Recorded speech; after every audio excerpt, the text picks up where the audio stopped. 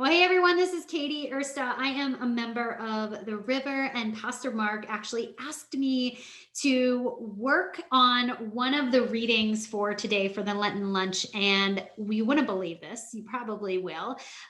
It was lost in my text messages and I completely forgot. So I apologize for the delay in getting today's message from you to you. But I had the honor, and actually, the funny part is it's very appropriate for my forgetfulness as well.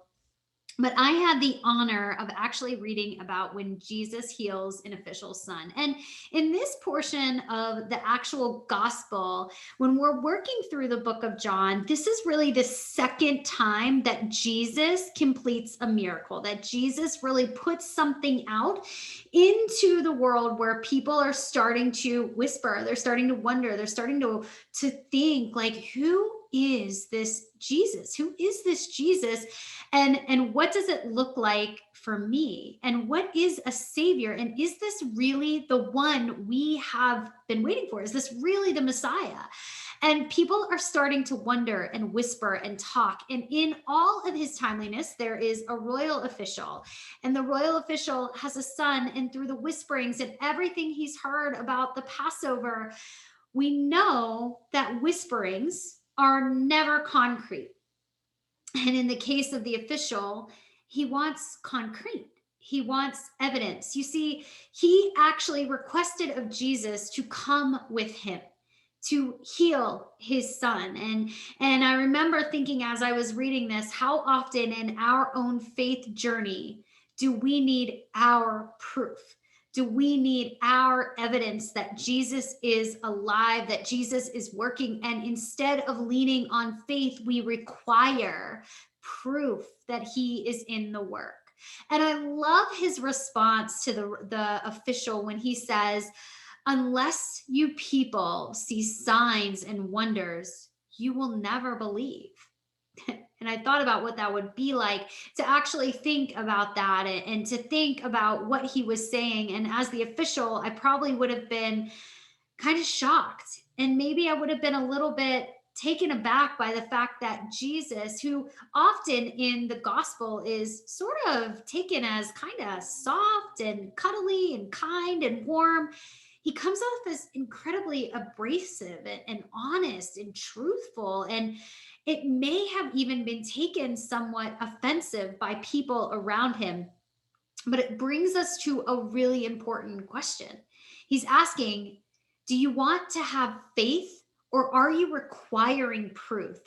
And how many times in our lives do we demand proof? How many times do we demand evidence? And how many times do we ask God for proof or a sign that he is with us?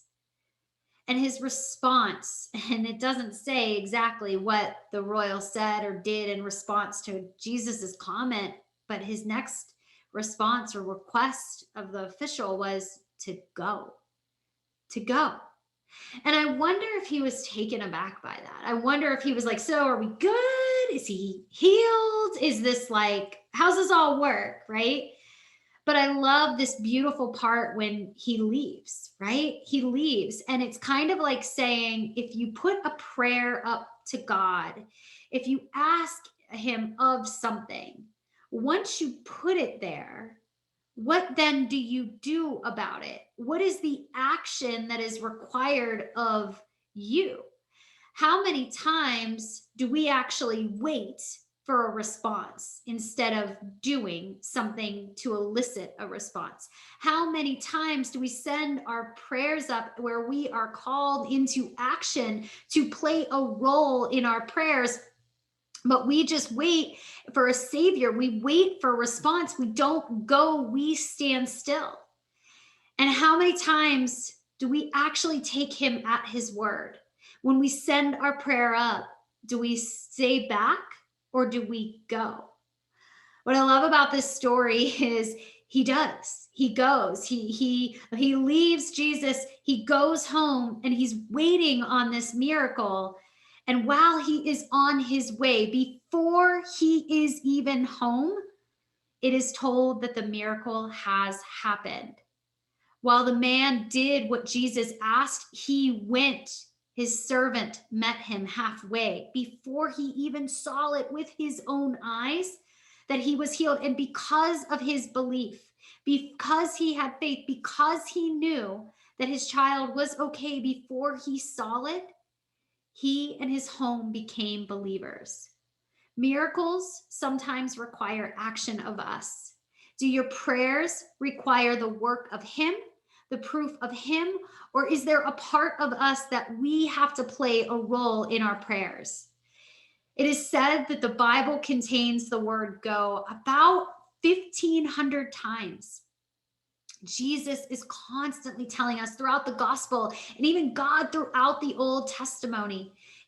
Or the Old Testament, he is telling us to move our feet, to stop standing still, to take action is his name. So I challenge you today to move your feet in your prayers. Pray not only through words, but through your action. Make today a decision that you can act in faith rather than just receiving your requests. All right, you guys, I hope today that this small message helped you. I hoped you loved today's reading through the book of John, and I hope that you are enjoying every session of the Lenten Lunch.